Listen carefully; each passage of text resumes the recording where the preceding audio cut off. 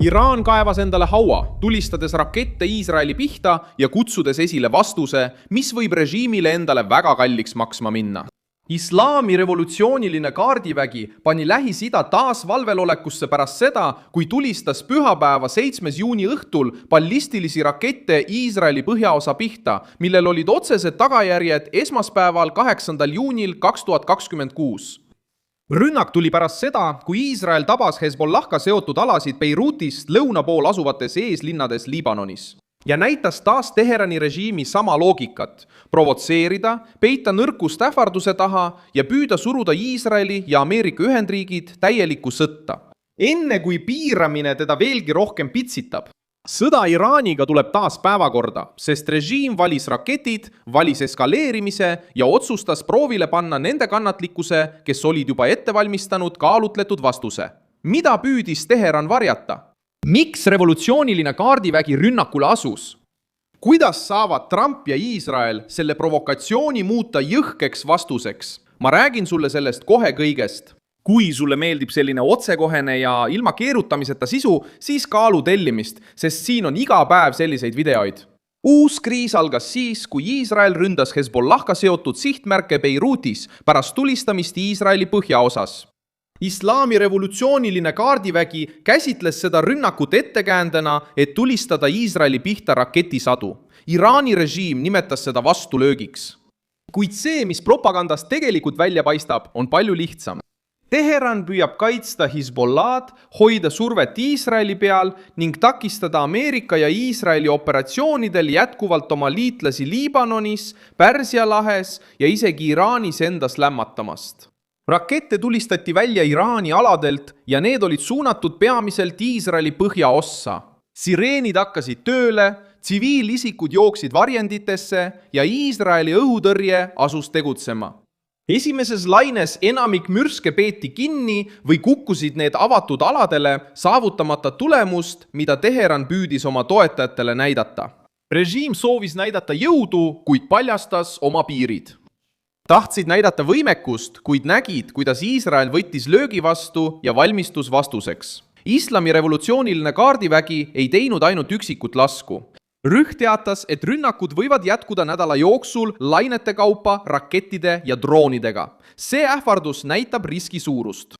Kui sõjaline jõud kuulutab uusi rünnakuid juba enne esimese rünnaku mõju hindamist, püüab ta tekitada psühholoogilist hirmu, sundida läbirääkimistele ja segadusse ajada vastast. Ainult et Iisrael tõlgendas seda käiku kui katset muuta konflikti reegleid. Iisraeli juhtkonnas oli poliitiline sõnum selge. Iraani režiim tegi tõsise vea, püüdes panna Iisraeli oma territooriumi eest kõrgemat hinda maksma. Iisrael vastas, tabades sõjalisi sihtmärke Iraanis. Rünnak tabas rajatisi Iraani lääne- ja keskosas ning samuti Macha naftakeemiatehast Iraani edelaosas. See muudab kriisi kaalu, sest enam ei ole tegemist ainult rakettide õhust tõrjumisega. Kui Teheran püüab Iisraeli süüdata, tunneb Teheran nüüd ka ise tagajärgi oma kodus. Donald Trump on selle kriisi keskmes, sest ta püüdis hoida läbirääkimisi Iraaniga avatuna. Ilma raha andmata, ilma sanktsioone niisama leevendamata ja ilma lubamata, et Teheran võidaks aega lihtsalt kokkuleppest rääkides. Ameerika Ühendriikide president avaldas Benjamin Netanyahule survet, et vältida kontrollimatut vastust, kuid tegi ka selgeks, et Washington juhib läbirääkimiste tempot.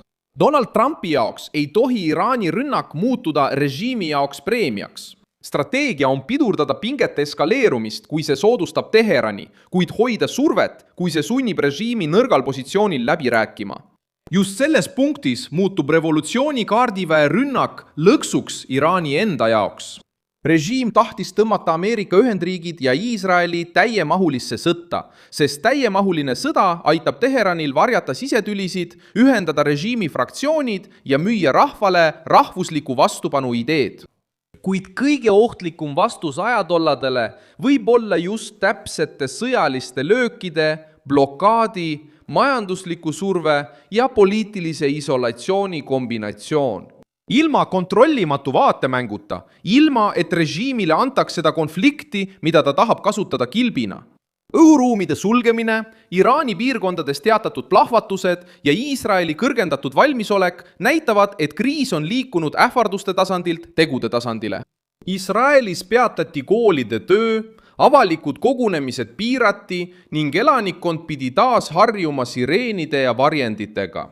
Samal ajal läksid Teheranis režiimi toetajad tänavatele tähistama raketilaskmisi, mis suuremas osas ei andnud lubatud tulemust. Hezbollah on samuti selle olukorra keskmes. Grupp tegutseb Liibanonis Iraani teljega seotud relvastatud Haruna ja on avaldanud survet Iisraeli põhjaosale.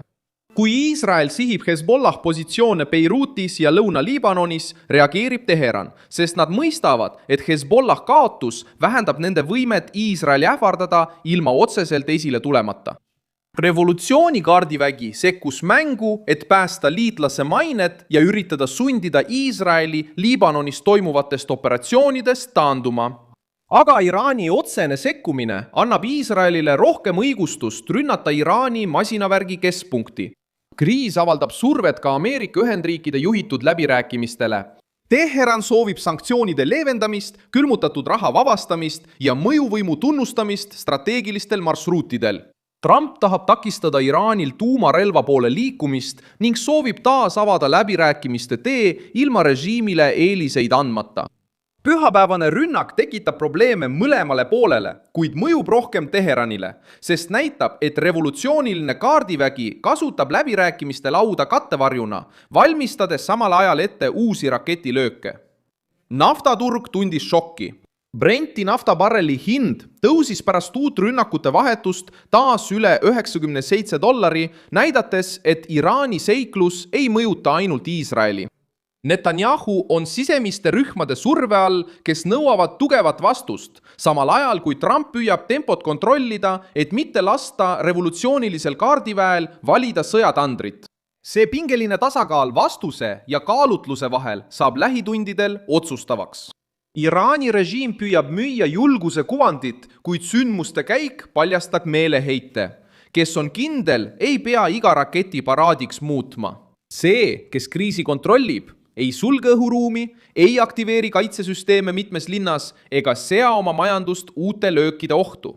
Islami revolutsiooniline kaardivägi püüdis Iisraelis hirmu külvata, kuid avas ukse, et Iisrael saaks rünnata Iraani tundlikumaid sihtmärke. Brutaalne vastus ei pea tulema ainult ühe ööga.